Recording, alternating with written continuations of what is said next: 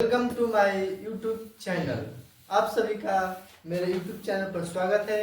आज हम लोग संस्कृत पढ़ेंगे क्लास 10 का, जिस चैप्टर का नाम है पाटलिपुत्र वैभव, यानी पाटलिपुत्र का वैभव। हम लोग इस वीडियो में पाटलिपुत्र का इतिहास जानेंगे, क्योंकि बिहार बोर्ड में एग्जाम पाटलिपुत्र से पूछे जाते हैं बहुत ही अच्छे।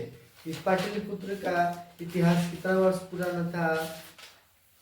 यहाँ पर गौतम बुद्ध आए थे तो उन्होंने क्या बताया, दामोदर गुप्त ने पाटलिपुत्र के बारे में क्या बताया, चंद्रगुप्त मौर्य ने क्या कहा, सब इसमें पढ़ेंगे हम लोग। तो चलिए हम लोग पाटलिपुत्र वैभव यानी कि पाटलिपुत्र का वैभव पढ़ेंगे इस चैप्टर में। इस चैप्टर देखिए, संस्कृत में अगर आप लोग को अच्छा नंबर लाना है तो ये बुक खरीदना होगा, जिस ट्यूशन चंद्रिका भाग 2 कक्षा 10। इसमें आपको 40 नंबर ऑब्जेक्टिव मुट्ठी में हो सकता है, और लिखने वाला जो होता है 16 नंबर का फिक्स है। एक से बारह एक को बढ़िया से समझ जीवा आराम से जी। देखा, हम लोग पाठ परिचय स्टार्ट करते हैं। आप सभी लोग कॉपी पेन लेकर के बैठ जाइए और अच्छे से लिखिएगा। बिहार राज्य की राजधानी पटना अनादिकाल से विद्या, धर्म, राजनीति, उद्योग आदि के क्षेत्र में अग्रणी रहा है। यानी कि पहला क्वेश्चन बिहार बोर्ड में पूछा जाता है, बिहार की राजधानी कहाँ है। तो बिहार की राजधानी कहाँ है? पटना। बिहार की राजधानी कहाँ है? पटना।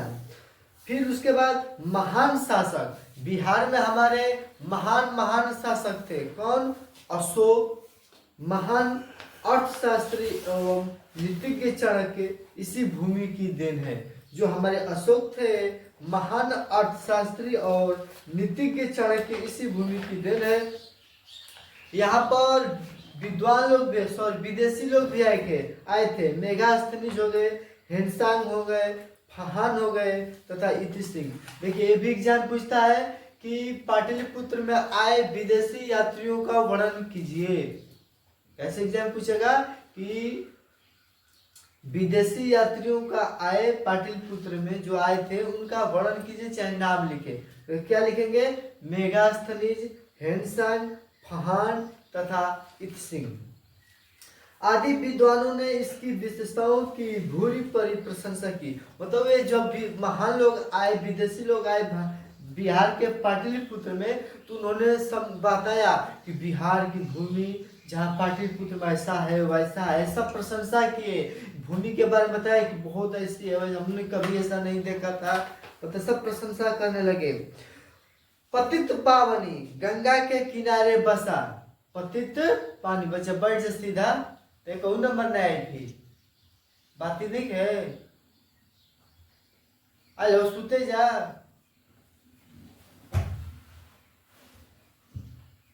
पतित पावनी, गंगा के किनारे बसा यह नगर अपने वैभव के लिए इतिहास प्रसिद्ध है। तो पतित पावनी पूछेगा कि कहाँ स्थित है? गंगा के किनारे बसा यह नगर अपने वैभव इतिहास प्रसिद्ध है। यह कहना गलत नहीं होगा कि पाटलिपुत्र अपनी गौरवमयी श्री संपदा से विदेशियों को आकृष्ट कर रहा है। यानी कि कहने का मतलब है, यह हम लोग गलत नहीं कर सकते हैं कि विदेशी यात्रियों के लिए प्रसिद्ध नहीं है। यहाँ पर देखिए, बिहार एक ऐसा राज्य है जहाँ विदेशी यात्री भी यात्रा करते हैं। हर एक राज्य में ऐसा नहीं है। यहाँ पर विदेशी लोग भी आते हैं।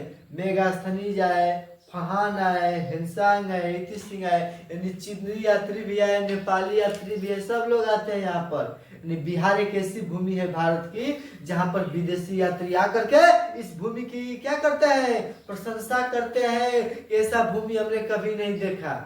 समझाइए? तो इसमें एक ही पॉइंट था, 2 पॉइंट मिला कि बिहार की राजधानी पटना, बिहार में विदेशी यात्री कौन कौन है? फहान, हेनसांग, इति सिंह। और पतित पावनी, गंगा के किनारे बसा यह नगर क्या है? अपने वैभव के लिए इतिहास प्रसिद्ध है। तो ये पूछा गया तीनों एग्जाम में कि गंगा के किनारे बसा कौन सा शहर है? तो पतित पावनी। चलिए हम इसमें पहला श्लोक स्टार्ट करते हैं। आप लोग देखिएगा, इस अपने बुक लीजिएगा, इसमें भी पहला श्लोक है। प्राचीनेषु भारतीयेषु कूटनीमाख्य काव्य कथ्यति। देखिए श्लोक ही उठा करके डाल देता है कि यह कौन सा श्लोक है या यह श्लोक जो है किस पाठ से संकलित है। तो बोल रहा है कि प्राचीनेषु भारतीयेषु कूटनीमाख्य काव्य कथ्यति। कहने का मतलब है इसका कि पृथ्वी पर पाटलिपुत्र नगर नामक पृथ्वी पर पाटलिपुत्र नामक नगर शिक्षा एवं वैभव की दृष्टि से अति गौरवशाली इंद्रलोक के समान हुआ। क्या कहने का मतलब है कि जो पहला श्लोक है इसमें अस्ति मिहतिलकम सरस्वती कुल गृह महानगरम। कहने का मतलब है कि जो पृथ्वी पर पाटलिपुत्र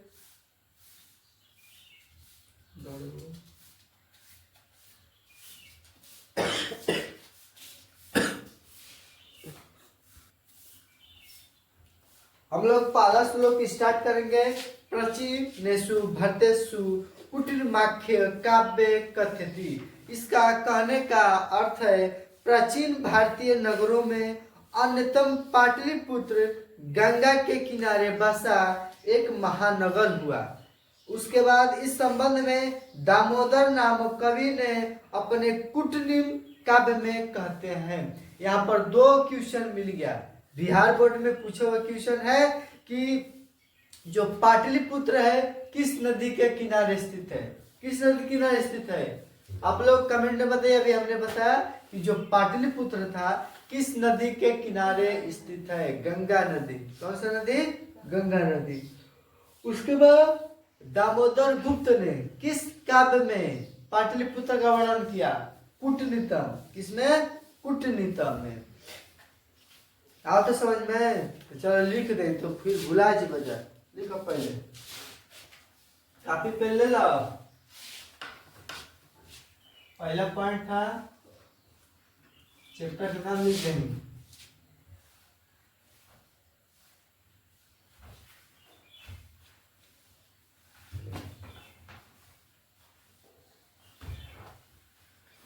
पाटलिपुत्र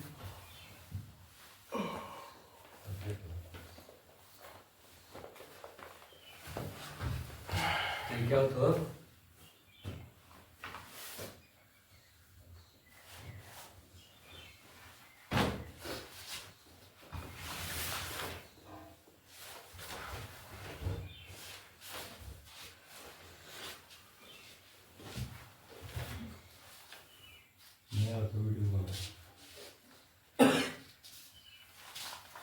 पाटलिपुत्र का वैभव।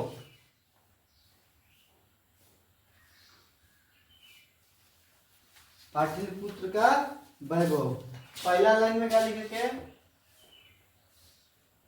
बिहार की राजधानी। बिहार की राजधानी। दूसरा लाइन में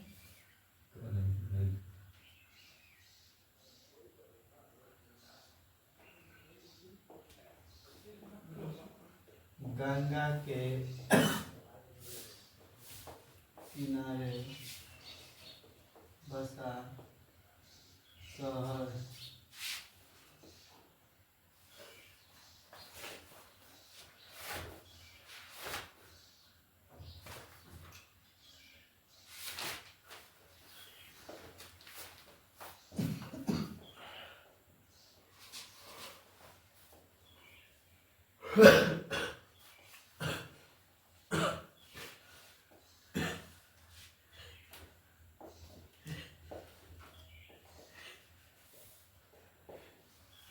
विदेशी यात्री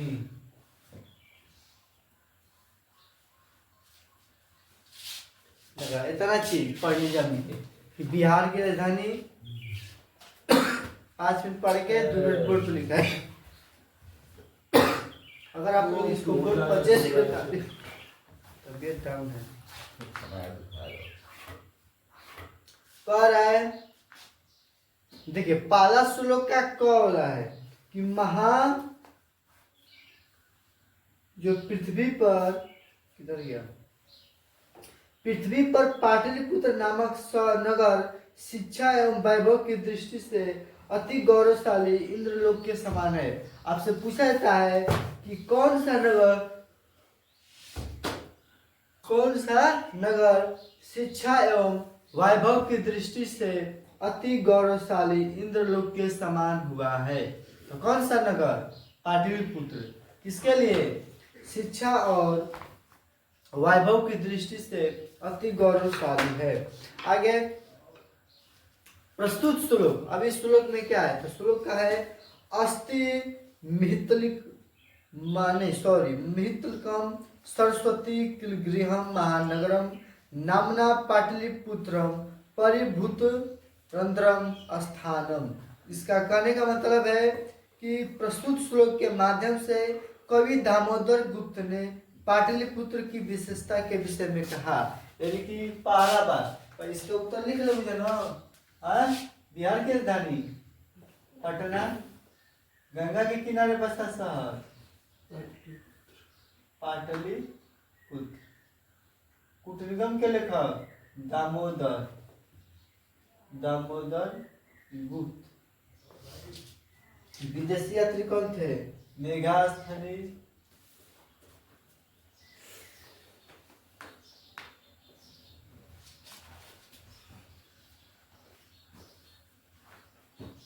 इंसान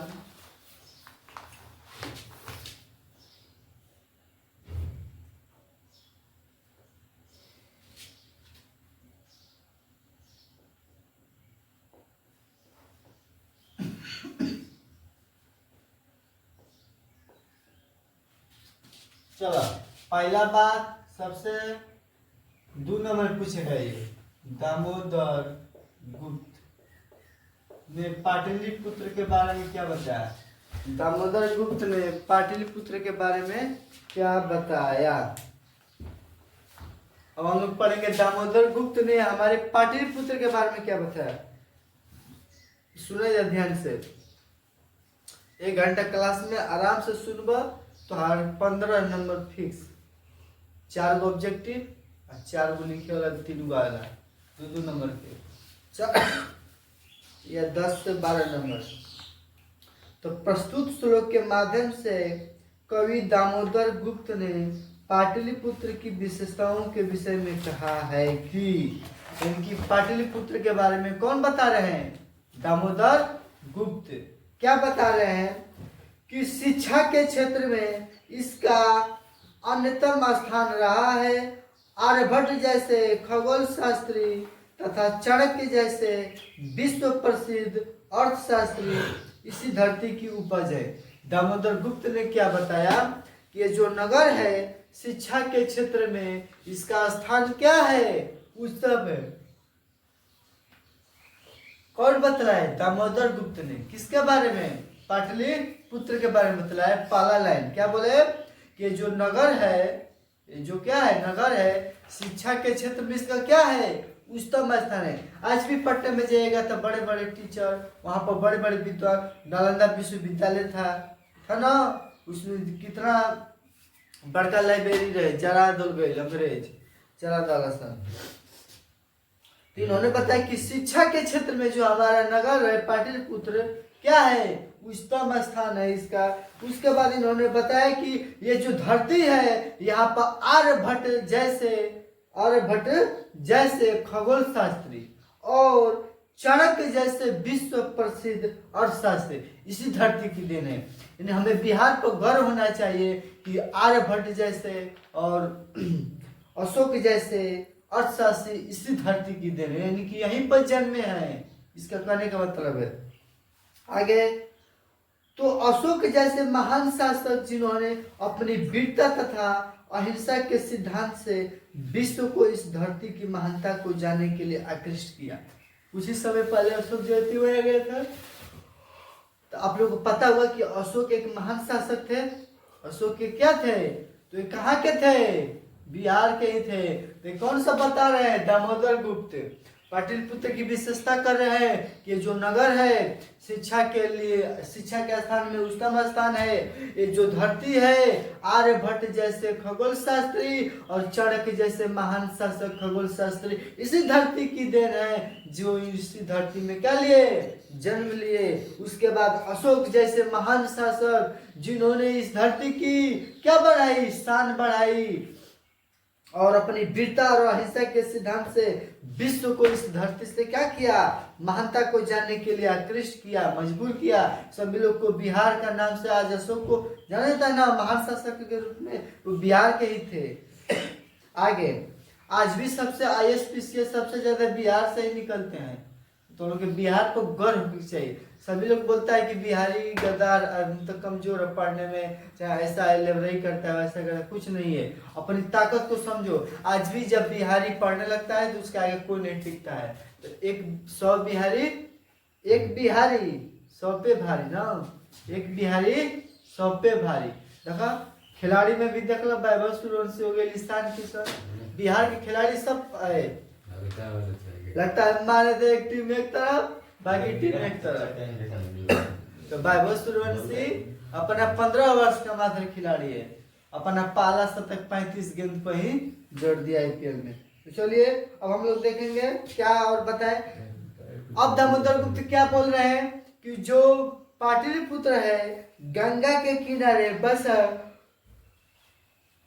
इस नगर ने अपनी विमल विभूति से सबको प्रभावित किया। कहने का मतलब और आकृष्ट हो जाता है, क्योंकि यह जो नगर है गंगा जी के किनारे बसा है। वाह, जैसे हो गई देखो उत्तर प्रदेश का क्या हो गई वाराणसी गंगा किनारे बसल में कि नहीं। देखो यह महाकुंभ गंगा के किनारे बसल में कि नहीं। अयोध्या तो है ना महाकुंभ, नहाए गए ना जना, हम गए नहाए महाकुंभ। देखो कितना और ही आकृष्ट हो जाता, और अच्छा लगे लगता। कब? क्योंकि ये जो नगर है पाटलिपुत्र कहाँ स्थित है, गंगा के किनारे। अच्छा आप लोग कमेंट में बताइए कि जो पाटलिपुत्र है गंगा के किनारे तो बसा है, लेकिन किस दिशा में बसा है? किसी को पता है किस दिशा में बसा है? बताओ कमेंट में जल्दी बता दिए, जिसको भी पता है तो बताओ। तो गंगा के किनारे जो बसा है किस दिशा में है? 4 वोटर कुछ नहीं को बोल जा, उत्तर पश्चिम दक्षिण कुछ बोले जा। दक्षिण उत्तर बिल्कुल सही जवाब, उत्तर में बसा है। कहाँ बसा है? उत्तर में। आगे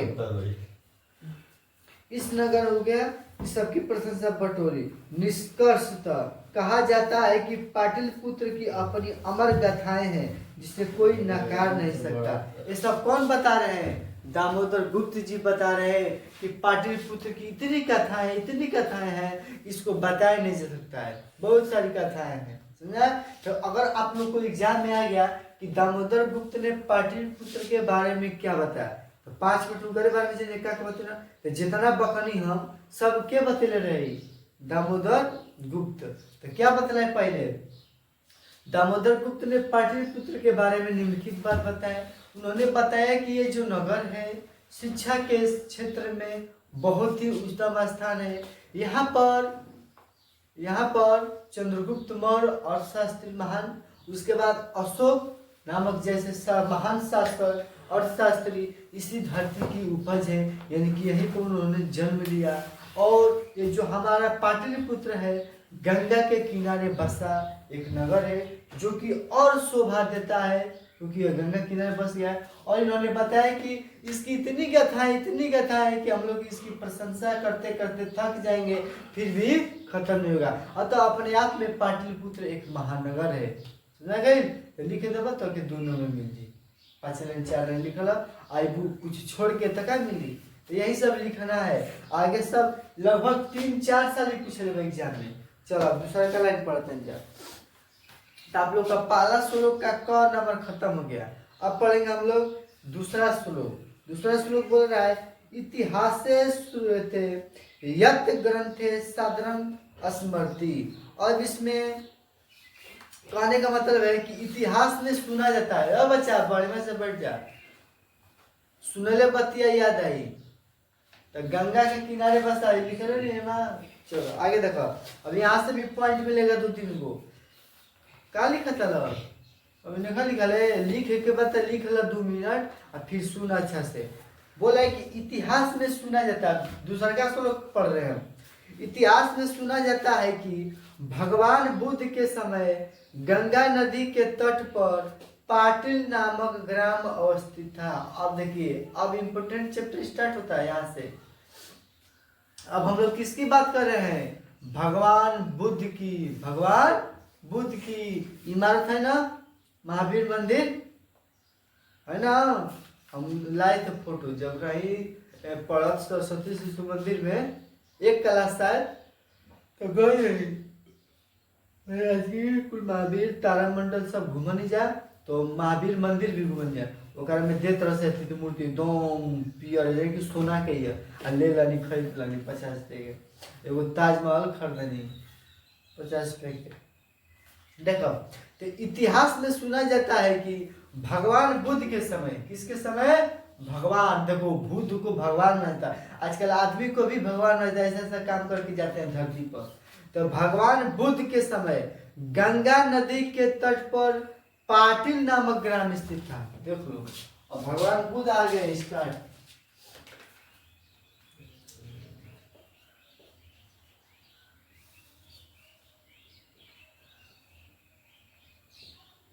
भगवान बुद्ध के समय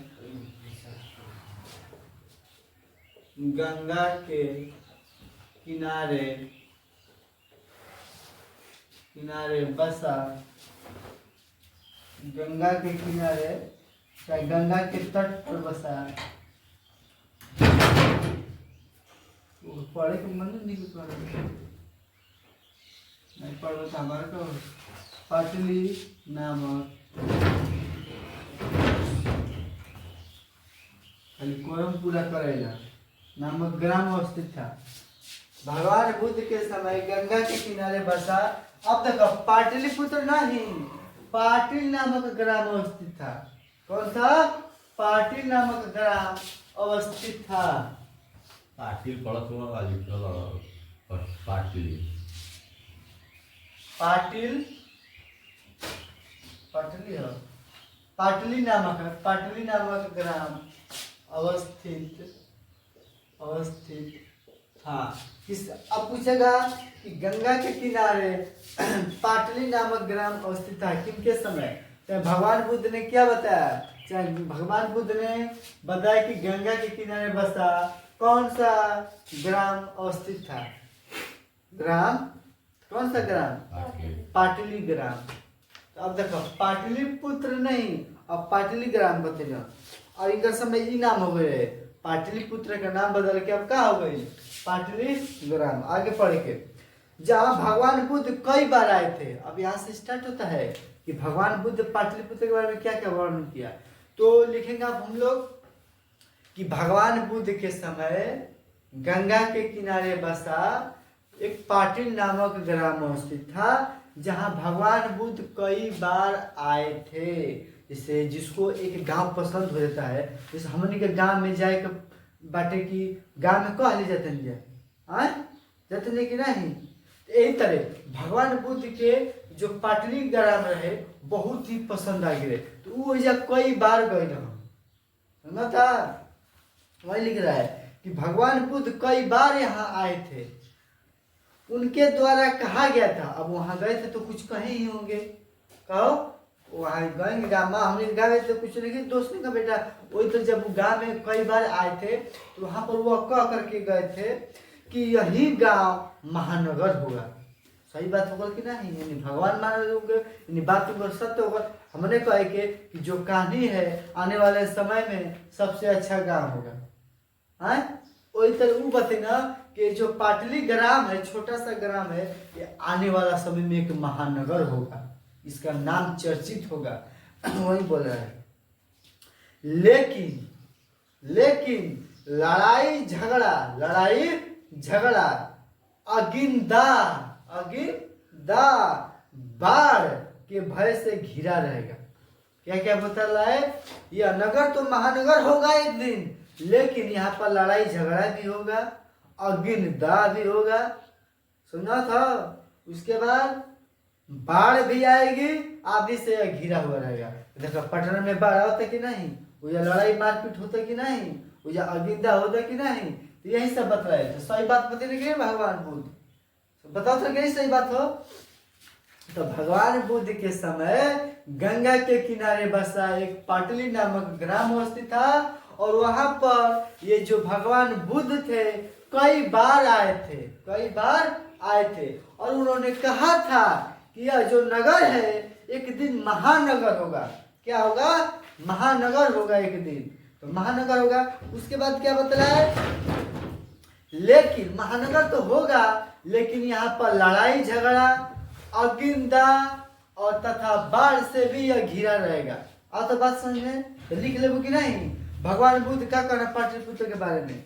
अगला बात उन्होंने बताया कि बाद में यही पाटलीग्राम पाटलिपुत्र नगर के रूप में प्रसिद्ध हुआ। अब जो ये पहले पाटलीग्राम था, अब ये किसमें प्रसिद्ध हो गया? पाटलिपुत्र में। किसमें प्रसिद्ध हो गया? पाटलिपुत्र में। देखो वो पहले गांव रहे, पाटलीग्राम रहे, कितना समय में? भगवान बुद्ध के समय में। अभी धीरे धीरे धीरे धीरे पाटलिपुत्र बन गया। धीरे धीरे क्या बन गया? पाटलीग्राम से क्या बन गया? पाटलिपुत्र बन गया। आगे पढ़िए। बाद में यही पाटलीग्राम पाटलिपुत्र नगर के रूप में प्रसिद्ध हुआ। चंद्रगुप्त मौर्य के समय इस नगर की शोभा तथा रक्षा व्यवस्था अति उत्तम थी। ये पूछा गया है एग्जाम में पूछा गया है। किसके समय में? तो चंद्रगुप्त मौर्य, चंद्रगुप्त मौर्य। देख लो क्या पूछेगा एग्जाम में। ये पूछा था कि किसके समय में पाटलिपुत्र की नगर की शोभा तथा रक्षा व्यवस्था अति उत्तम थी। किसके समय में? चंद्रगुप्त मौर्य के समय। तरीका चंद्रगुप्त मौर्य के समय इस नगर की शोभा तथा रक्षा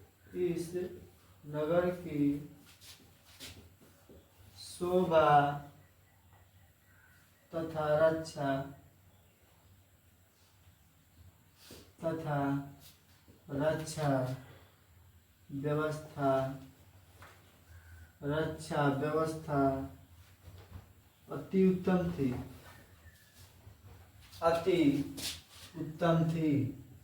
अति उत्तम थी।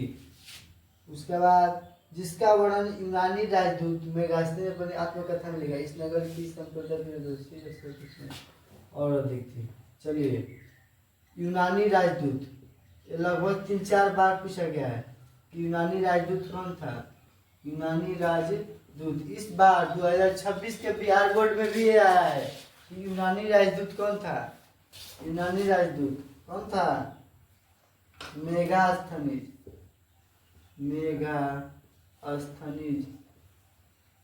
और जो मेगास्थनीज था इंडिका के लेखक थे। मेगास्थनीज इंडिका के भी लेखक थे। तो देखिए 2 पॉइंट मिला। चंद्रगुप्त मौर्य के समय इस नगर यानी कि पाटलिपुत्र नगर की शोभा तथा रक्षा व्यवस्था अति उत्तम थी, और अशोक के समय और भी अधिक थी। यूनानी राजदूत मेगास्थनीज थे। यूनान के राजदूत कौन थे? मेगास्थनीज थे। विदेशी यात्री आए थे ना, तो पहला मेगास्थनीज के बारे में पढ़ लिए कि जो मेगास्थनीज थे कहाँ से आए थे? यूनान से। इसलिए बोलता है कि यहाँ पर विदेशी से विदेशी यात्री भी आते हैं, चीनी यात्री भी। देखिए फहान शायद चीनी यात्री है, इंसान। उसके बाद जो मेगास्थनीज यूनान के हैं, ये सब विदेशी यात्री हैं। समझा रहा है? चलिए आगे पढ़ते हैं। क्या हम लोग पढ़ते हैं कि रक्षा व्यवस्था अति उत्तम थी। किसके समय? चंद्रगुप्त मौर्य के समय, जिसका वर्णन यूनानी राजदूत मेगास्थनीज ने अपनी आत्मकथा में लिखा है। यूनानी राजदूत मेगास्थनीज उनकी क्या है? आत्मकथा है। क्या है? आत्मकथा है। इस नगर की संपन्नता प्रियदर्शी अशोक के समय और अधिक थी। तो ये लाइन भी पूछता है कि किसके समय पाटलिपुत्र की संपन्नता प्रियदर्शी अशोक, प्रियदर्शी यानी कि प्रियदर्शी सबसे अच्छा प्रियदर्शी अशोक के समय और अधिक थी। दीर्घ काल तक पाटलिपुत्र की प्राचीन शिक्षा परंपरा कायम रही। ऐसा राजशेखर नामक कवि ने अपनी काव्य मीमांसा नामक ग्रंथ में आदर पूर्वक वर्णन किया। वाह, एक और आ गया वीवीआई पॉइंट दिख रहा है ना। तो देखो लास्ट पॉइंट भी वीवीआई मिल गया कि काव्य मीमांसा नामक ग्रंथ के लेखक काव्य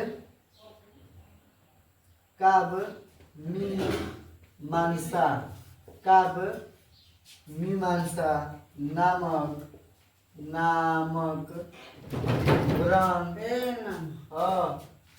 हम के जात नहीं ठीक बा, माई पढ़ा के हमें सुबह ना जाते। काव्य मीमांसा नामक ग्रंथ के लेखक कौन थे? बोलिए। राजशेखर। कौन थे? राजशेखर। ये दोनों का दोनों एग्जाम में लगभग 5 से 4 बार पूछा गया है। राजशेखर। अब भाई तो के ना समझ में आई। ये चैप्टर में इतना पूछ लिया। जब तो लोग जाके उठाइए बजवा जहाँ बीबीडी गाइड चाहे प्रीवियस ईयर तो सब का सब 5-6 एग्जाम पूछल गेल बा। यूनानी राजदूत कौन थे? ये वो चैप्टर में इतना सवाल पूछ लिया। अरे मत देखे पागल, 20 साल में 4 नहीं पूछा जाई। पूछल काम रहे। इन बात बा कि 21 साल में 4 गो आ जाए एक चैप्टर ले। यूनानी राजदूत मेगास्थनीज। आ काव्य मीमांसा नामक ग्रंथ के लेखक कौन? राजशेखर। चलिए इतना पॉइंट आप लोग अच्छे से उतार लीजिए कॉपी पेन में। इतना पॉइंट कॉपी में अच्छे से उतार लीजिए। काव्य मीमांसा नामक ग्रंथ के लेखक राजशेखर।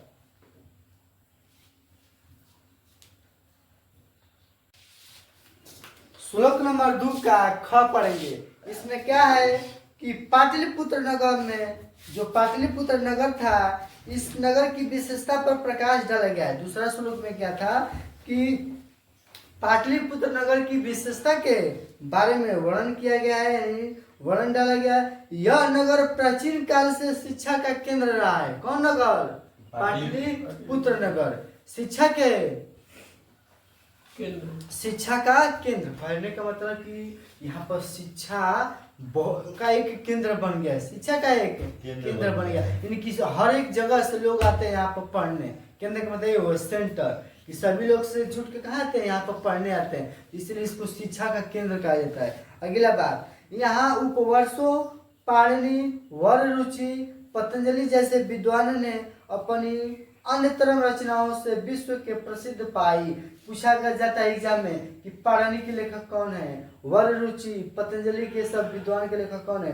इन्हीं विशेषताओं के कारण मेगास्थनीज, हेनसान, फान आदि लोगों ने इसकी भूरी प्रशंसा की है। इसीलिए गुप्त शासन काल उत्कर्ष काल माना जाता है। गुप्त शासन काल उत्कर्ष काल माना जाता है। यहाँ पर लिखेंगे हम लोग। पूछता है एग्जाम में कि कौन सा काल उत्कर्ष काल माना जाता है, तो कौन सा काल हो? गुप्त काल उत्कर्ष काल माना जाता है।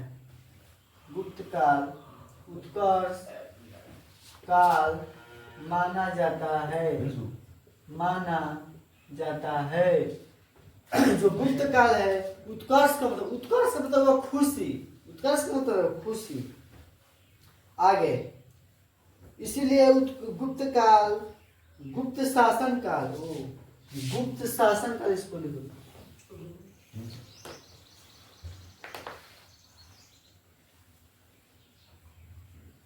गुप्त शासन काल उत्कर्ष काल माना जाता है। पाटलिपुत्र शिक्षा, राजनीति, धर्म, संस्कृत आदि की दृष्टि से सर्वश्रेष्ठ मानी जाती है। अगर आपको कहेगा कि पाटलिपुत्र की विशेषता का वर्णन कीजिए, इसमें क्या क्या विशेषता है, तो पाटलिपुत्र जो कि है बतियाल से पहले तब हमें पढ़ाई। जो पाटलिपुत्र है, शिक्षा, राजनीति, यहाँ पर राजनीति भी होता है। शिक्षा का तो केंद्र है, ये है पाटलिपुत्र में राजनीति भी, धर्म भी माना जाता है और संस्कृति आदि भी दृष्टि से यह सर्वश्रेष्ठ माना जाता है। यहाँ पर शिक्षा भी, यहाँ पर बड़े बड़े नेता भी निकलते हैं और यहाँ पर लोग धर्म अपना मानते हैं, सुनाई। और संस्कृति यानी कि अपनी संस्कृति नहीं भूलते हैं, यहाँ का अपना कल्चर नहीं भूलते हैं बिहार के लोग, जो कि पाटलिपुत्र के। आगे अब हम लोग तीसरा श्लोक पढ़ेंगे। तीसरा श्लोक में बताया गया है कि कुछ प्राचीन ग्रंथों तथा पुराणों में पाटलिपुत्र का दूसरा नाम पुष्पुर या कुसुमपुर भी देखने को मिलता है। तो चलिए अब हम इसको मिटाते हैं, आगे लिखेंगे। यहाँ से नंबर 2 स्टार्ट होता है, इंपॉर्टेंट बात। और यहाँ से एग्जाम में पूछा जाता है क्वेश्चन, ध्यान से देखिए जा। क्या बोला है कि पाटलिपुत्र का नाम, दूसरा नाम, पाटलिपुत्र का दूसरा नाम पुष्पुर, पुष्पुर या कुसुमपुर। क्या क्या बोला हमने कि पाटलिपुत्र का नाम पुष्पुर, दूसरा नाम या क्या कुसुमपुर माना जाता है या देखने को मिलता है। आप लोग लिखेंगे पाटलिपुत्र का दूसरा नाम।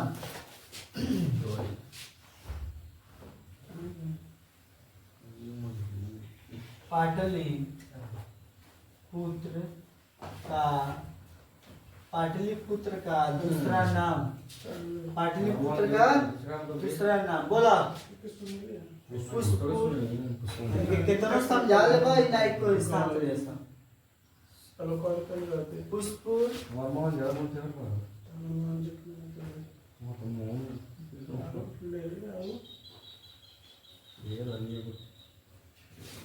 कितना कल वो सकते नहीं थे, कहतन कि लिखे गया था, वो सुता था। और हमेशा पर दिन बोला उतना हम आ ले मैं धर के यार ये क्या हुआ? पाटलिपुत्र का दूसरा नाम पुष्पुर या कुसुमपुर, पुष्पुर या कुसुमपुर। इससे पता चलता है कि नगर के समीप फूलों का प्रचुर मात्रा में उत्पादन होता था। पुष्पुर या कुसुमपुर वीवीआई लाइन है, नहीं पढ़ो तो हमने का भी गणना करता ला। ये काहे भी YouTube चैनल में जाओ तो गस का क्या दिक्कत बा, तो के तो जलन हो चुकी तो कि जो पूछेगा तो पूछ मना हां तो माना थोड़ी बात। ये तो दिक्कत है माने को अदालत जलन होते तो दया दे कहते हैं कि कहां चालू कर ले वाला ये ना पता दया है। देख के जर लगे दया देखे गांव में भी देख के जरा ना ये एक बात बना कि ये कहां के चालू कर ले वाला। देखो हमार पूछे का काम हम पर इनको नहीं देख अच्छा तू काहे कर चालू पीले वाला कौन का भैया, तो का दिक्कत हुआ कर सी बता। देखो हम बात पर नहीं सुन पाटलिपुत्र का दूसरा नाम काय का ले? पुष्पुर या कुसुमपुर। ये तरह की पढ़ाई लिखाई के बारे में पूछता जाता, अपने खाउच माउच करता है पीछे ले। हाय वो जे तुम कहां से आई कि हमार जाई हेलो गाइस पढ़ाई के बारे में कुछ पुस्तक नहीं के कुछ दिखा। चैनल को ये आलो सब्सक्राइब गेमर करें जी2 का चैनल अनफॉलो सब्सक्राइब अनसब्सक्राइब ये कुछ रीजन वास्ते नहीं चलाने वीडियो प्लीज दोस्तों वीडियो को सब्सक्राइब करके चैनल सब्सक्राइब जरूर करें। ये हमारे मुलायम सर है पर शांत इधर देखो प्रोफेसर है पर ध्यान दो नहीं। पाटलिपुत्र का दूसरा नाम पुष्पुर या कुसुमपुर था, पुष्पुर या कुसुमपुर था। तो पुष्पुर पुष्प मतलब क्या होता है, फूल। पुष्प मतलब फूल। यानी कि यहाँ पर आसपास शायद फूलों की खेती होती थी, इसलिए इसको क्या कहा गया पुष्पुर। ये पूछता है एग्जाम में कि पाटलिपुत्र का पुष्पुर नाम क्यों रखा गया, क्योंकि यहाँ पर आसपास में फूलों की खेतियां होती थी। समझा था, तो ध्यान से सुनो। इससे पता चलता है कि नगर के समीप यानी कि नगर के नजदीक फूलों का खेती प्रचुर मात्रा में उत्पादन होता था, खेती होता था प्रचुर मात्रा में। किसका खेती, फूलों का। इसलिए पाटलिपुत्र को पुष्पुर कहा गया, पाटलिपुत्र को पुष्पुर कहा गया। पाटलिपुत्र शब्द भी पाटल यानी गुलाब फूलों के नाम का आश्रय लेकर रखा गया है। पाटलिपुत्र शब्द देखो, पाटलिपुत्र शब्द कैसे बना है, पाटलिपुत्र, पाटलिपुत्र शब्द, पाटलिपुत्र शब्द पाटल, पाटल बोले तो गुलाब। पूछता है कि पाटल का अर्थ क्या होगा, गुलाब, फूलों के नाम, गुलाब फूलों के नाम, फूलों के नाम लेकर रखा गया है। फूलों का नाम लेकर वो बर्तन लगा के बने ना उन्हें शांत रही रखा गया है एकरा बारे में चर्चा नहीं हो तो दिमाग में होते नहीं कि पढ़ाई पाटलिपुत्र शब्द पाटल पाटल बोले तो गुलाब फूलों के नाम लेकर रखा गया है सुना था जो पाटलिपुत्र शब्द है पाटल यानी कि गुलाब फूल जो नाम है इसके नाम पर रखा गया है पाटल तो पाटल का मतलब होता है गुलाब क्या निकल लिखा पाटल मतलब क्या होता है गुलाब आगे आप लोग पढ़ते रहेंगे लिखते रहेंगे ऐसा पुतलिका रचना में वर्णित है गुप्त शासन काल में इस नगर में शरद ऋतु में वो कौमुदी महोत्सव अति प्रचलित है एक आगे और इम्पोर्टेंट लाइन ये जो भी लाइन लिखवा रहे हैं सबका सब एग्जाम में पूछा गया है इंसु तो ध्यान से लिखे काम बा अगला पॉइंट और भी आई है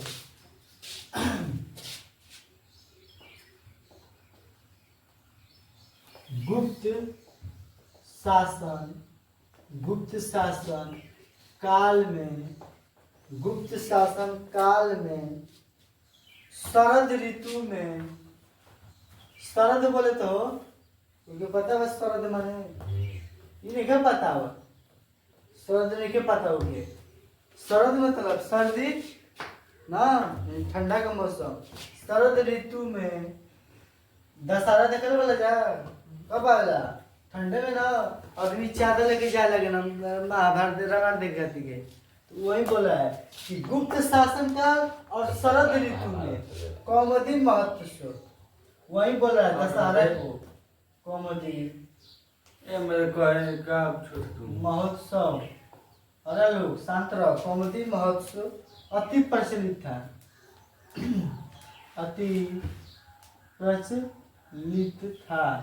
अति प्रचलित था गुप्त शासन काल में शरद ऋतु में कौमुदी महोत्सव अति प्रचलित था आपको यहाँ पर 2-3 पॉइंट मिल गया पहला पॉइंट गुप्त काल इसके बाद शरद ऋतु इसके बाद कौमुदी महोत्सव तो तीनों का तीनों लाइन पूछा गया लोग कैसे कैसे पूछा गया है इसको ध्यान देंगे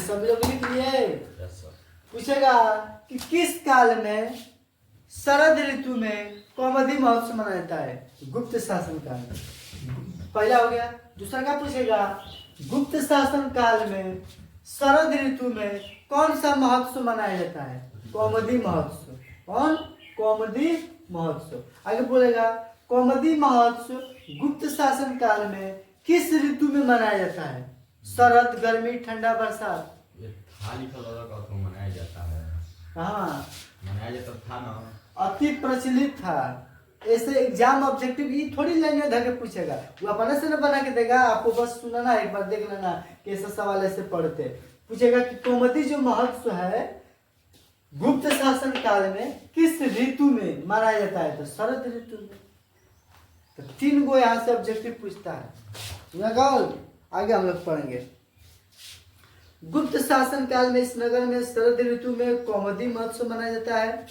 इस अवसर पर लोग अति प्रसन्न रहते थे इस समय दुर्गा पूजा के अवसर पर वैसा ही दृश्य देखने को मिलता है यानी कि दुर्गा पूजा जैसा ही महोत्सव मनाया जाता था वहाँ पर हम लोग की दुर्गा पूजा में अच्छा से मनाया जाता है कि नहीं वैसे ही दुर्गा पूजा के समान वहाँ पर कौमुदी महोत्सव मनाया जाता है और जो देखने से लोग क्या हो जाते हैं प्रसन्न हो जाते हैं यानी खुश हो जाते हैं कभी कभी हैप्पी का हिंदी होता है खुश कभी हैप्पी का हिंदी प्रसन्न होता है क्वेश्चन नहीं के पढ़ाई पर समय परिवर्तन के कारण मध्यकाल में पाटलिपुत्र 1000 वर्षों तक पिछड़ा रहा अब हम लोग आ गए मध्यकाल प्राचीन पढ़ रहे थे क्या पढ़ रहे थे प्राचीन अब किस में आ गए मध्यकाल में तो मध्यकाल में 1000 वर्षों तक पिछड़ा रहा इसकी जानकारी अनेक साहित्य ग्रंथों एवं मुद्रा राक्षस नाटक में मिलती है मुगल शासन काल में इस नगर का कुछ विकास हुआ तथा अंग्रेज शासन काल में इस नगर का काफी विकास हुआ यह नगर मध्यकाल में ही पटना नाम से प्रसिद्ध हुआ तो पूछा गया एग्जाम में कि पटना पाटलिपुत्र पटना नाम से किस काल में सिद्ध हुआ चाहे प्रसिद्ध हुआ किस काल में? मध्यकाल में। क्या? अब मध्य देखो पहले प्राचीन था तो प्राचीन में तो उतना अच्छा नहीं था बिहार पाटलिपुत्र। मध्यकाल में आते आते थोड़ा क्या हो गया, सुधर गया, अच्छा हो गया। वही लिखा है इसमें कि मध्यकाल में पाटलिपुत्र 1000 वर्ष तक पिछड़ा रहा, लेकिन कुछ समय बाद बीतते यहाँ पर साहित्य ग्रंथों और मुद्रा राक्षस नाटक भी मिलती है। मुगल शासन काल में इस नगर का कुछ विकास हुआ। कौन काल में? मुगल शासन काल। ये कब आता है? मध्यकाल में। तो मध्यकाल में मुगल शासन काल में इस नगर का कुछ विकास हुआ और अंग्रेज शासन काल में इस नगर में काफी विकास हो गया। सुना गई? तो मध्यकाल में ज्यादा विकास हो गया पाटलिपुत्र का, एक मुगल काल में, एक अंग्रेजों के शासन काल में। हालांकि मध्यकाल में 1000 वर्ष तक तो पिछड़ा रहा, लेकिन कुछ समय बीतते बीतते यह नगर जो हो गया, क्या हो गया, मुगल काल आते आते थोड़ा सा विकास हुआ और जब अंग्रेज का शासन आया तो और विकास। जैसे कि अंग्रेज कौन था? मुगल काल था ये कौन राशन अशोक अकबर, ओकर बाद फिर अंग्रेज एलसन, भारत पर शासन कैलसन। उस समय और विकास हो गए। जैसे कि पुल बना दलसन, देखलो ऐसे पुल बनेले बसन अंग्रेजवा कि आय ले लोहा कुछ नहीं के टस मस भई। आज के पुल बनाता से कि ढह जाता 50 से 20 से 22 में। तो वही बोल रहा है बात कि अंग्रेजों के शासन काल में और इसका विकास हो गया। अच्छा समझा गल बात? तो अंग्रेज पहले के बनाव से जो सामान न तो एकदम ठोस बनावत रहसन। आगे ध्यान दो, अपना कितने बनावत रहसन होगा। चलो, यह नगर मध्यकाल में ही पटना नाम से प्रसिद्ध हो गया। ये लिखेंगे, यह नगर मध्यकाल में पटना से प्रसिद्ध हो गया। यह नगर मध्यकाल, यह नगर मध्यकाल में पटना नाम से प्रसिद्ध हुआ। मध्यकाल में पटना नाम से प्रसिद्ध हो गया यह नगर। यह शहर पटना यानी पतन शब्द से हुआ। पटना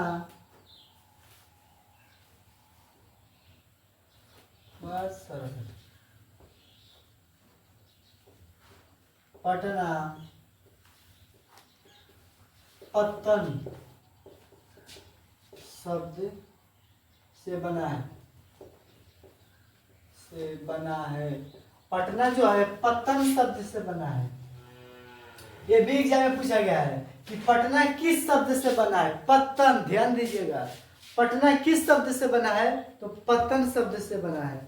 उसके बाद नगर का पालन पोषण करने वाली या रक्षा करने वाली यहाँ की पूछी जाती है कौन? कोई बतलाएगा? नगर का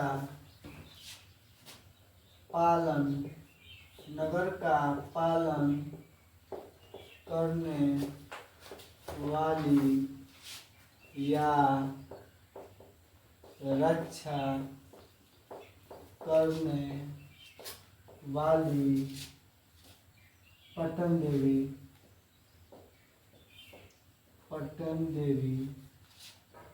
आज भी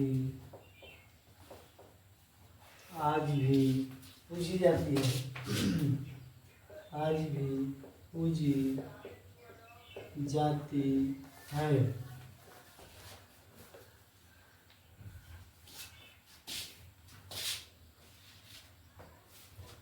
तो नगर का पालन करने वाली या रक्षा करने वाली पटन देवी आज भी पूजी जाती है यहाँ पर। कौन देवी हो? पटन देवी। पटना की पटन देवी, गाना सुनो बजा, जय हो पटना की पटन देवी। वो गाना भी निकाला है पटना की पटन देवी पर। तो ये आज भी पूजी जाती है पटना की पटन देवी।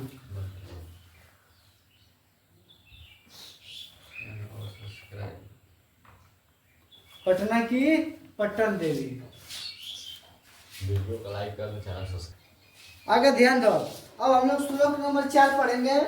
इस श्लोक में क्या बोल रहा है कि संप्रभति पाटलिपुत्र नगर मिदम महत्वपूर्ण, कि इसका कहने का अर्थ है कि इस समय पाटलिपुत्र अर्थात पटना नामक नगर अति विशाल और बिहार राज्य की राजधानी है। जो पहले था पाटलिपुत्र, फिर बना पाटलीग्राम, सॉरी पाटलीग्राम से पाटलिपुत्र, पाटलिपुत्र से पत्तन, और पत्तन से बन गया पटना। ये जो पटना है किसकी राजधानी है? बिहार की राजधानी है। आगे हम लोग देखेंगे। इस नगर की उत्तर दिशा में गंगा नदी बहती है। आ गया कि नहीं? लिखा। इस नगर की उत्तर दिशा में गंगा नदी बहती है।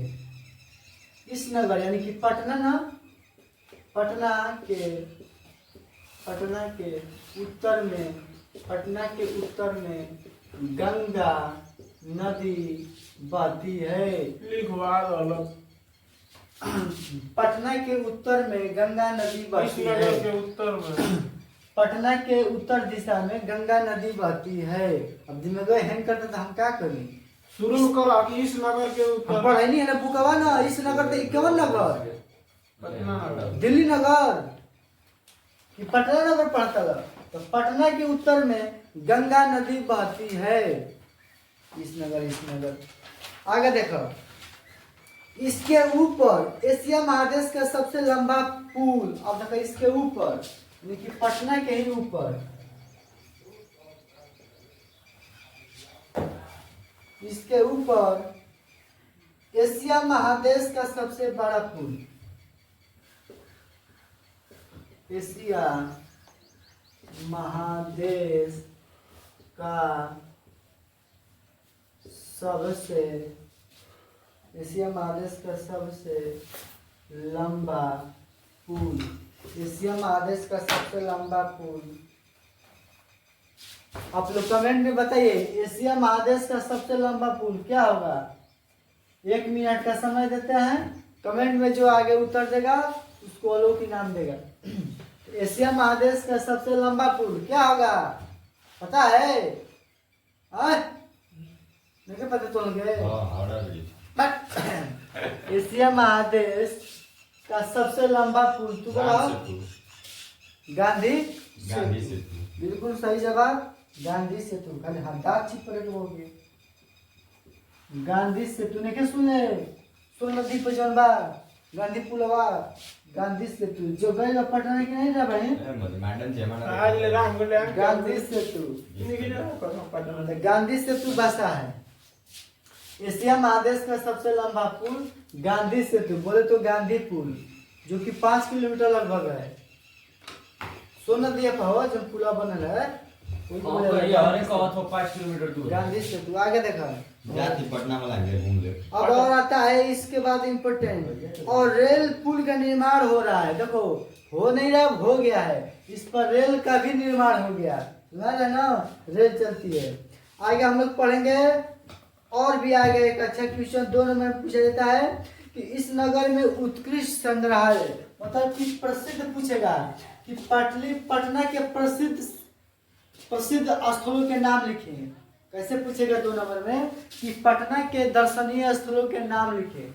पटना के प्रसिद्ध दर्शनीय स्थलों के नाम लिखे। तो लिखिए पटना के दर्शनीय स्थल। पटना के एक वीवीआई डाल के लिखिए पटना के। हाँ सुना बोला आई क्या हो काहे रे मार एक झापड़ मार दे तो कहाँ को गलत लगा? ऐसे पहले बार ऐसे मुड़िया का टकल हमारे से वो तो सुतबा कहां बैठे हम बढ़ जाती मारे को तो मार दे।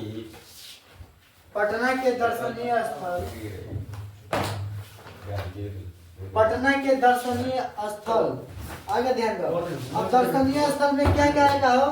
पटना के दर्शनीय स्थल में क्या क्या आएगा कोई बतलाएगा? यहाँ पर दर्शनीय स्थल, दर्शनीय कहने का मतलब दर्शन करने वाला।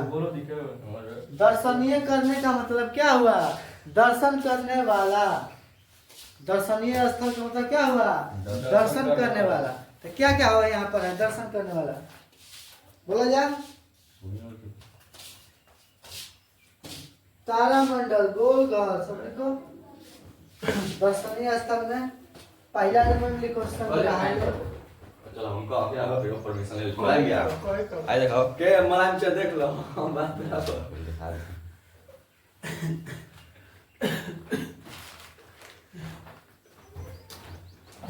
तो तुम बोला था परमिशन है परमिशन दी परमिशन दे देता हम ले कहीं के बैठे रे आगे देखो संग्रहालय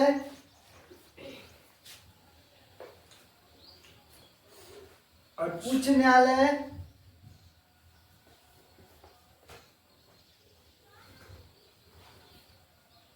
उच्च न्यायालय सचिवालय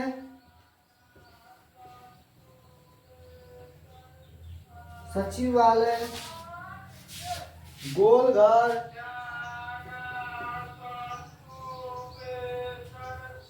गोलघर तारामंडल तारामंडल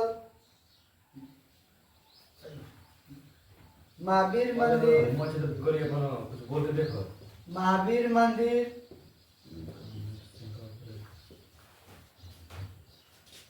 जैविक उद्यान जैविक उद्यान मौर्यकालीन अवशेष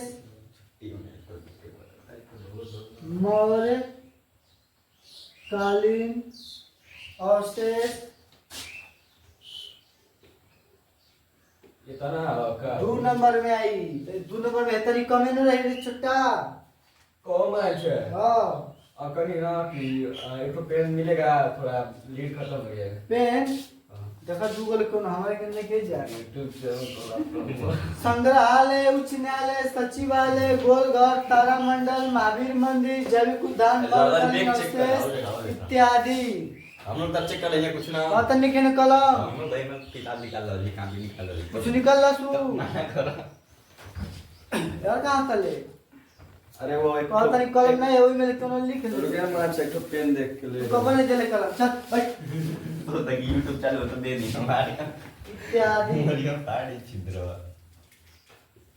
इत्यादि ओमे पार पार लिख ला सा हेलो सर लेके देख इत्यादि जल्दी दे ये सब आपके दर्शनीय स्थल है यहाँ पर लोग आते हैं दर्शन करने कहाँ कहाँ पर पटना के संग्रहालय में तो मैंने उच्च न्यायालय पटना में का संग्रहालय म्यूजियम नहीं है पटना में म्यूजियम है, वो छोटा छोटा नहीं लिखाएगा म्यूजियम बड़ा बड़ा चीज संग्रहालय उच्च न्यायालय सचिवालय गोलघर तारामंडल महावीर मंदिर जैविक उद्यान इसी में लेकर सब मतलब मौर्यकालीन अवशेष जैविक उद्यान का होला उद्यान जैविक मतलब उद्यान जो पुराना चीज तो बच गया है जैविक मतलब जो बनावल गइल बाटे मानव द्वारा कुछ देखने लायक दर्शन आओ मौर्यकालीन अवशेष एकरा मतलब कि जो मौर्य रहा सब शासक रहा सन उन्हीं के समय जिस तरह तलवार कैसा रहे उन्हीं को इस कपड़ा कैसा रहे कैसा रहे जूता कुल धइल गइल बा अवशेष पत्थर कैसा रहे उस समय सुनना था किताब कैसा रहे भरी सब तो के देखावल जाए भरी अवशेष देखावल जाए पुराना चीज में कोई मतलब भाई रही ना हाँ अवशेष सब धइल गए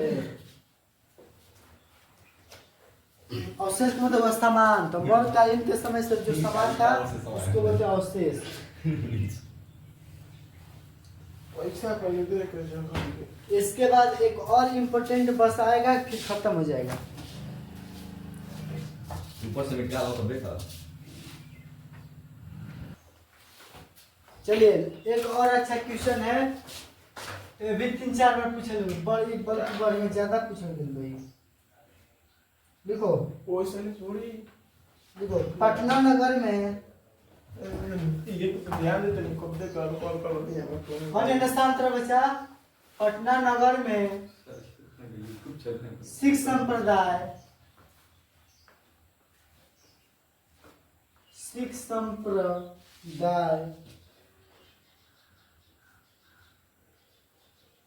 सिख संप्रदाय के पूजनीय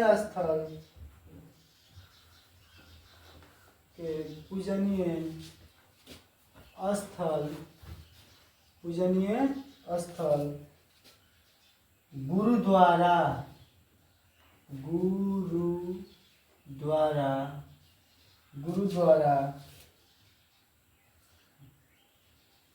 दसवें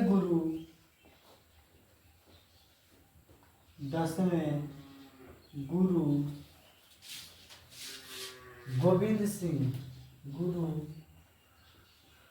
गोविंद सिंह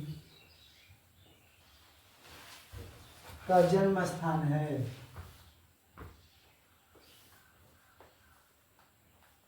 का जन्म स्थान है। कितना इम्पोर्टेंट क्वेश्चन है। इससे 3 क्वेश्चन पूछेगा। इससे 3 क्वेश्चन पूछेगा। आप लोग देख सकते हैं, इससे आपको 3 क्वेश्चन पूछेगा। नीचे और काम करा। पटना नगर में सिख संप्रदाय के, पटना नगर में सिख संप्रदाय के पूजनीय स्थल गुरु द्वारा के 10वें गुरु कौन थे? गोविंद सिंह। 10वें गुरु गोविंद सिंह। गुरु गोविंद सिंह कौन गुरु थे? तो 10वें थे। ऐसा कैसे कैसे एग्जाम पूछेगा क्वेश्चन कि सिख संप्रदाय के 10वें गुरु का नाम क्या है? सिख संप्रदाय के, इसमें 3 क्वेश्चन छुपा है। सिख संप्रदाय के 10वें गुरु कौन थे? गुरु गोविंद सिंह। कौन थे? गुरु गोविंद सिंह। दूसरा क्वेश्चन पूछेगा, गुरु गोविंद सिंह किस संप्रदाय के गुरु थे? तो सिख संप्रदाय के। बोलेगा सिख, ईसाई, हिंदू, मुस्लिम। क्या वो उत्तर? सिख संप्रदाय के गुरु थे। अगला क्वेश्चन पूछेगा, पटना नगर में सिख संप्रदाय के पूजनीय स्थल जिसके 10वें गुरु गुरु गोविंद सिंह थे, उनका जन्म स्थान को क्या कहा जाता है? गुरुद्वारा। क्या कहा जाता है? गुरुद्वारा। तो सबका सब इम्पोर्टेंट क्वेश्चन, इसमें 3 क्वेश्चन है। अब 3 लाइन न लिखवा के हमें कई लाइन में लिखवा दें सब कि पटना नगर में इसमें सिख संप्रदाय के पूजनीय स्थल जिसको क्या बोलता है? गुरुद्वारा। गुरुद्वारा में पूजा ही नहीं किया जाएगा, तो गुरुद्वारा के उसमें के 10वें गुरु कौन थे? गुरु गोविंद सिंह, जो कि किस संप्रदाय के गुरु थे? सिख संप्रदाय के। इनका जन्म कहाँ हुआ था? गुरुद्वारा में, इसलिए इनको गुरु गोविंद सिंह कहा गया। समझा गौर? अब हम लोग इस पूरा पाठ का सारांश पढ़ेंगे 2 मिनट में। इस पूरा पाठ का सारांश पढ़ेंगे कि हम लोगों ने क्या पढ़ा। आधा घंटा में हम लोगों ने क्या पढ़ा, 1 घंटा में इस चैप्टर का सारांश सुनिए। तो प्राचीन भारतीय नगरों में गंगा तट पर अवस्थित पाटलिपुत्र महानगर था। सही बात है। पटना के गंगा नदी के तट पर स्थित जो पटना था, क्या था? महानगर था। कवि दामोदर गुप्त ने अपने काव्य में कहा, चलो बताओ, दामोदर गुप्त कौन सा काव्य लिखा? कूटनीतम। कौन सा? कूटनीतम। पहले लाइन था ये। तो यह नगर धरती पर स्वर्ग और शिक्षा का केंद्र है। कौन बतलाया था? दामोदर गुप्त ने कि यह जो नगर है शिक्षा के क्षेत्र में क्या है? उन्नतम स्थान है। तो स्वर्ग तथा शिक्षा का केंद्र था। इतिहास में उल्लिखित बुद्ध के समय गंगा के किनारे पाटली ग्राम अवस्थित था। जब बुद्ध है ना, गौतम बुद्ध है ना, तो कहा था ना कि जो ग्राम है पाटली ग्राम, जो पटना है पाटली ग्राम में अवस्थित है। पाटली नामक ग्राम अवस्थित है जो पाटलिपुत्र है। तो पहले पाटली ग्राम था गौतम बुद्ध समय। अब ये क्या करता है कि बार बार आवत रहा है घूमे। क्या करते है? बार बार आए थे। उन्होंने क्या किया? अनुमान लगाया कि एक दिन क्या होगा? महानगर होगा, लेकिन लड़ाई झगड़ा, अगिंदा, बाढ़ से भी क्या रहेगा? हमेशा घिरा रहेगा। आगे बात, तो गंगा के किनारे बसा पाटली ग्राम स्थित था। भगवान बुद्ध यहाँ अनेक बार आए थे। उन्होंने कहा था कि यह ग्राम एक दिन महानगर होगा, लेकिन लड़ाई झगड़ा, अगली और बाढ़ के भय से दुखी रहेगा। समय परिवर्तन के साथ साथ पाटली ग्राम को ही पाटलिपुत्र कहा गया। पाटली ग्राम को क्या कहा गया? पाटलिपुत्र। एक लाइन में लिखे तो पहले था पाटली ग्राम। तो ऐसे लिखा कि पाटली ग्राम को, पाटली ग्राम का पाटली ग्राम से क्या बना हो? पाटली ग्राम से पाटलिपुत्र बना। अच्छा, ये पूछेगा कि पटना किस शब्द से लिया गया? किस शब्द से है? पतन। पतन शब्द से बना है। पूछे कि पटना किस शब्द से बना है? पतन शब्द से। अब वहाँ की देवी को क्या कहा जाता है? पट्टन देवी। पट्टन देवी। तो सब याद करो इसको। पटना की देवी पट्टन। आगे खाली सुनते रहो, सब याद हो जाएगा ऑटोमेटिक। राजशेखर काव्य मीमांसा लेखक। टोपिया उठेगा उससे नीचे। राजशेखर के लेखक काव्य मीमांसा, राजशेखर के लेखक काव्य मीमांसा। और कूटनीतम के लेखक दामोदर गुप्त। कूटनीतम के लेखक दामोदर गुप्त। आगे पढ़ते हैं। इंडिका के लेखक मेगास्थनीज, जो कि क्या थे? यूनानी राजदूत थे। क्या थे? यूनानी राजदूत थे मेगास्थनीज। आगे पढ़ते हैं। चंद्रगुप्त मौर्य के शासन काल में इस नगर की शोभा तथा व्यवस्था अति उत्तम थी। यूनानी राजदूत मेगास्थनीज ने अपनी आत्मकथा में लिखा है कि यह नगर प्रियदर्शी अशोक के समय अति वैभवपूर्ण था। राजशेखर ने अपनी काव्य मीमांसा में लिखा है कि आर्यभट्ट, पतंजलि, चाणक्य और वररुचि जैसे विद्वान यही धरती की देन है। कुछ साहित्य ग्रंथों एवं पुराणों में इस नगर को पुष्पुर या कुसुमपुर कहा गया। सर बताइए सु, ये तो नहीं कोई ले हो। पुष्पुर या कुसुमपुर किसको कहा गया है? पाटलिपुत्र। क्यों कहा गया है? क्योंकि वहाँ आसपास में फूलों की खेती ज्यादा होती है, इसलिए इसको पुष्पुर कहा गया। अच्छा ये बताओ रे बच्चा, पाटल का अर्थ क्या होता है? गुलाब। गुलाब। पाटल का अर्थ गुलाब। तो पुष्पुर तथा कुसुमपुर भी कहा गया है। इससे पता चलता है कि इस नगर के समीप यानी कि नजदीक फूलों की पर्याप्त खेती होती थी। फूलों की पर्याप्त खेती होती थी। पाटलिपुत्र नाम भी पाटल, पाटल कहने का मतलब गुलाब, पाटल का मतलब गुलाब। गुलाब के आधार पर रखा गया इसका नाम पाटलिपुत्र। पाटलिपुत्र। शरद ऋतु में कौन सा महोत्सव मनाया जाता है? शरद हमने अभी लिखवाया था कि शरद ऋतु में कौन सा महोत्सव मनाया जाता है? कौमुदी महोत्सव। कौन सा शासन काल में? गुप्त शासन काल में। हमने 3 पॉइंट वहां बतलाया था कि गुप्त शासन काल में शरद ऋतु में कौमुदी महोत्सव मनाया जाता है। ये सब पूछा गया एग्जाम में। आगे पढ़ते हैं। शरद ऋतु में कौमुदी महोत्सव गुप्त शासन काल में धूमधाम से मनाया जाता है। वो लाइन देखो क्या था? इस नगर के समीप फूलों की प्राप्त खेती होती थी। पाटलीग्राम नामक भी पाटल यानी कि गुलाब पुष्पों के आधार पर रखा गया था। और शरद ऋतु में कौमुदी महोत्सव यानी गुप्त शासन काल में धूमधाम से मनाता है। जैसे कि हम लोग इधर दशहरा मनाया जाता है, वैसे ही वहाँ कौमुदी महोत्सव मनाया जाता है। आगे पढ़ते हैं। इस समय लोग अति प्रसन्न रहते हैं और संप्रति दुर्गा पूजा अति श्रद्धा एवं उत्साह से की जाती है। समय परिवर्तन के कारण यद्यपि मध्यकाल में आते हैं। मध्यकाल में इसका क्या हुआ था? विकास हो गया था पाटलिपुत्र का। तो मध्यकाल में इसका विकास अवरुद्ध रहा। अवरुद्ध का मतलब कि रुक गया। 1000 वर्ष तक क्या हो गया? रुक गया। लेकिन मुगल शासन काल में और अंग्रेज शासन काल में इसका क्या हो गया?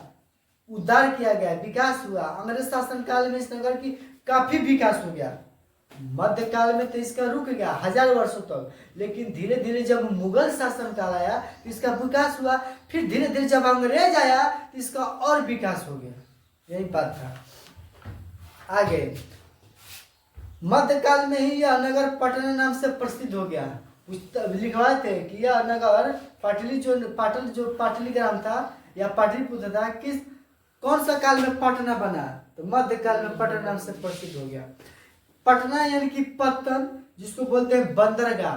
पत्तन को क्या बोलते हैं? बंदरगाह शब्द से बना है। नगर की पूज्य पट्टन देवी, उसको बोलते हैं पत्तन देवी या पट्टन देवी। आज भी पूज्य है, आज भी पूजी जाती है पटना के पट्टन देवी। आगे अति विशाल नगर पटना बिहार की राजधानी है।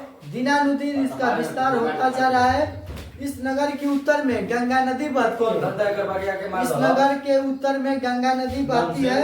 गंगा नदी पर बना गांधी सेतु एशिया महादेश का सबसे लंबा पुल है। आगे लंबा सेतु है। रेल पुल का भी निर्माण हो रहा है। इस नगर में उत्कृष्ट संग्रहालय, उच्च न्यायालय, सचिवालय, गोलघर, तारामंडल, जैविक उद्यान, महावीर मंदिर आदि दर्शनीय स्थल है। 10वें गुरु गोविंद सिंह का जन्म स्थल है। इस नगर में सिखों के धर्म स्थल गुरुद्वारा भी है। पूछा गया एग्जाम में सिखों के धर्म स्थल वो क्या कहा जाता है? गुरु गुरुद्वारा। ये कहता है गुरुद्वारा। 10वें गुरु का नाम क्या था? गुरु गोविंद सिंह। 10वें गुरु का नाम गुरु गोविंद सिंह। आपको और मालूम है? जन्म स्थान यही नगर है। यहाँ के देश विभिन्न भागों से दर्शनीय तीर्थ यात्री आते हैं। इस प्रकार पटना प्राचीन काल से लेकर आज तक विभिन्न क्षेत्रों में वैभवपूर्ण शिक्षा का ये केंद्र होता है, है। बोलो बोलो।